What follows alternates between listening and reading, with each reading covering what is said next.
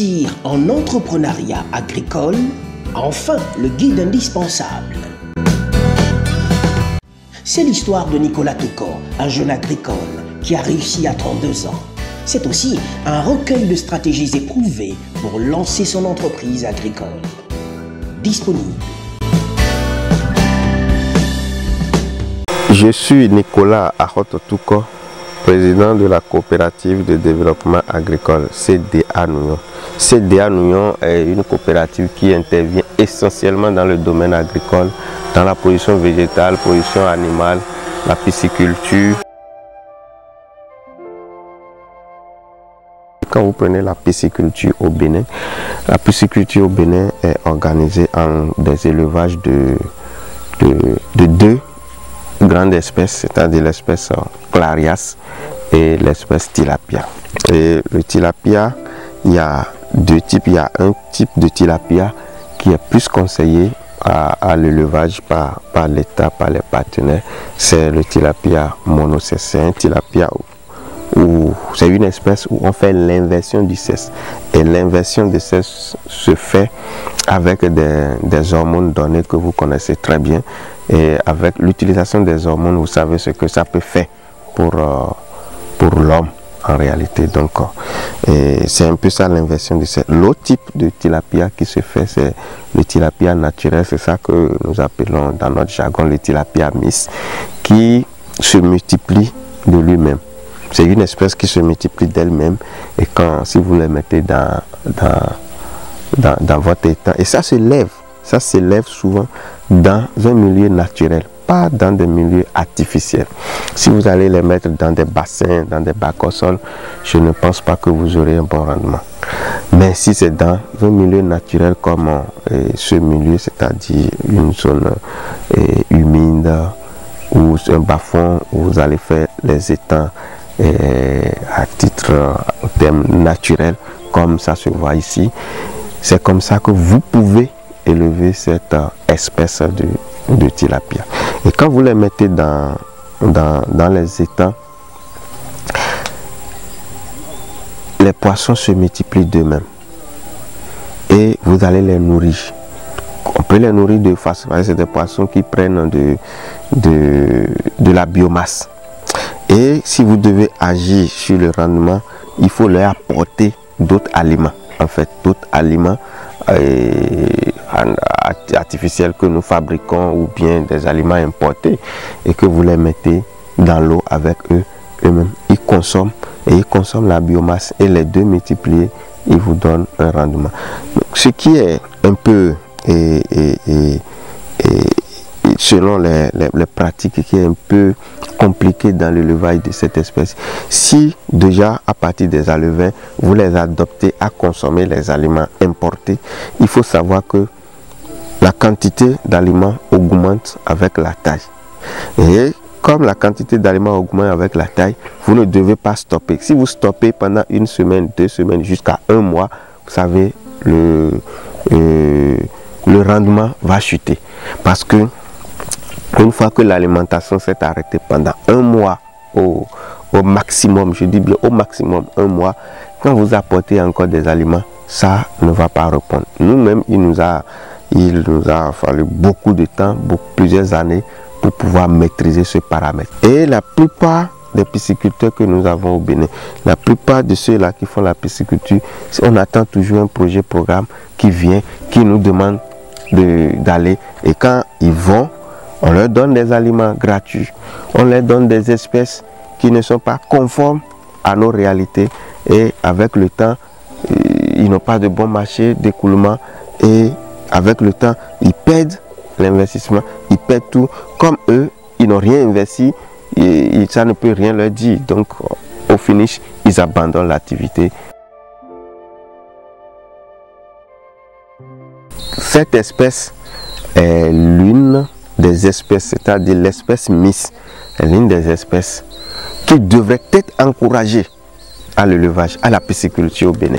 Sinon, si chaque fois pour notre propre alimentation, nous devons acheter des produits issus des OGM, nous devons acheter des produits issus des hormones. Le jour où on n'aura pas l'hormone pour faire l'inversion des sexes, on va faire la pisciculture comment? Le jour où le partenaire qui nous amène l'espèce à élever dit bon, aujourd'hui, à partir d'aujourd'hui, je ne vais plus vous donner des alevins, on va élever poisson comment? Alors que dans notre fleuve, dans le fleuve Ouémé, il y a poisson. Pourquoi ne pas pêcher ces poissons et organiser des expériences pratiques?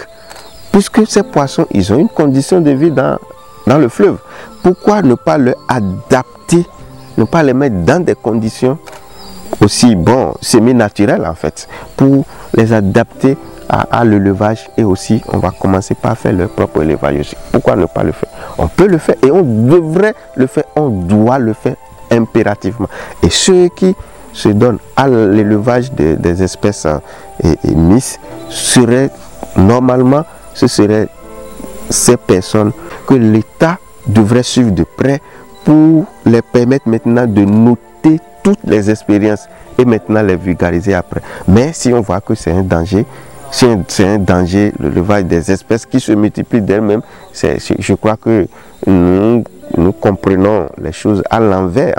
Peut-être c'est mon aperçu des choses. Sinon, on ne peut pas voir ça comme un danger. Ceci, l'élevage de cette espèce comme un danger. Parce que une espèce que vous mettez dans l'eau, ça peut faire plus de 5 ans dans l'eau. Ça peut faire plus de 5 ans. Et quand vous les mettez dans l'eau, plus de 5 ans, vous pouvez les donner à manger. Vous pouvez leur faire, et si vous donnez à manger, le chiffre augmente. Si vous ne leur donnez pas à manger, ils sont là. Ils sont là.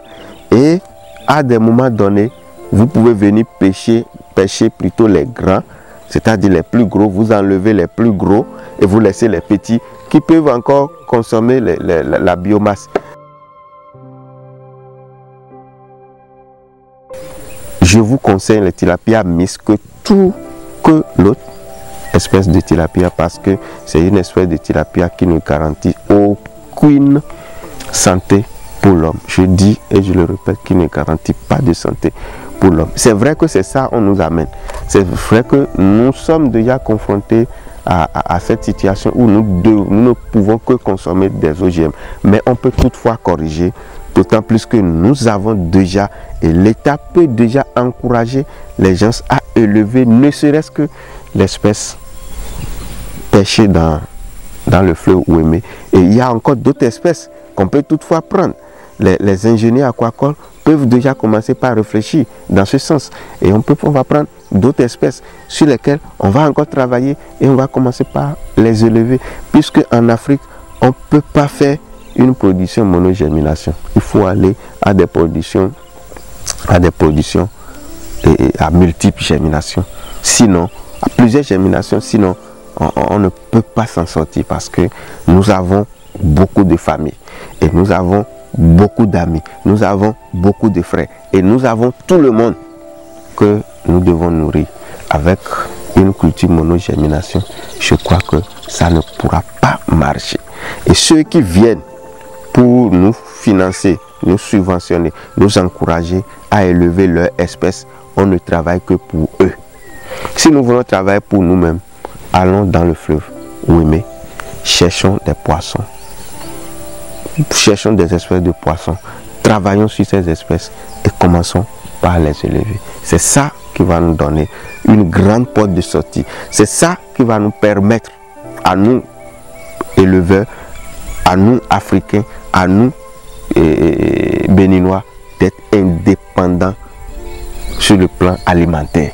Sinon, on n'est pas indépendant sur le plan alimentaire. Si nous devons attendre que les autres nous envoient X ou Y d'abord avant de faire la pisciculture, on n'est pas indépendant. Donc le domaine piscicole, c'est un domaine passionnant, c'est un domaine rentable.